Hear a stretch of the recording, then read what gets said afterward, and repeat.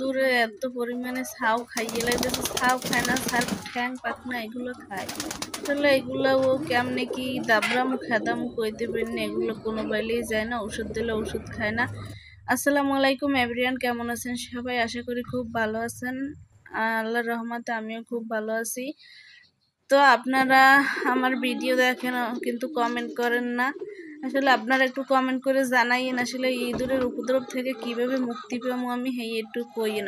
আপনাদের একটু অনুরোধ, আপনারা 11 জন সাবস্ক্রাইবার আছেন, আপনাকে লই আমি অনেক খুশি। আপনাদেরকে অসংখ্য ধন্যবাদ, আপনারা সাবস্ক্রাইব দিয়েছেন এই জন্য। আর যাগো সামনে ভিডিওটা যায়, দয়া করে একটা সাবস্ক্রাইব দিয়ে পাশে থাকবেন। তো এদিকে আজগো 8টা ছাওয়া আটেনেছে, তো এগুলো 1000 টাকা বেচছে। 8টা তো এখন কৈতরসার দাম অনেক কম, কিন্তু ওই মানে যে সময় 20 টাকা দা না থাকে ওই সময় 350 টাকা বেচতে পারে, কিন্তু এখন দামও কম।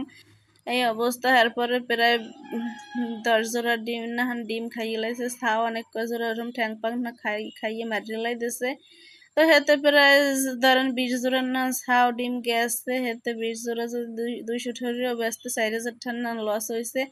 এই দেখেন এদিকে এই ছাউদুকু বই রয়েছে, এই ছাউটার কিন্তু ঠ্যাং একখান খাইছে। এই দেখেন এই দেখছেন একটা পাও কিন্তু নাই। আসলে পাও 2 দিন না থাকলেও কিন্তু ওরা বাঁচে। তো আজকে ভিডিওটা মোর এই পর্যন্ত, সবাই ভালো থাকবে।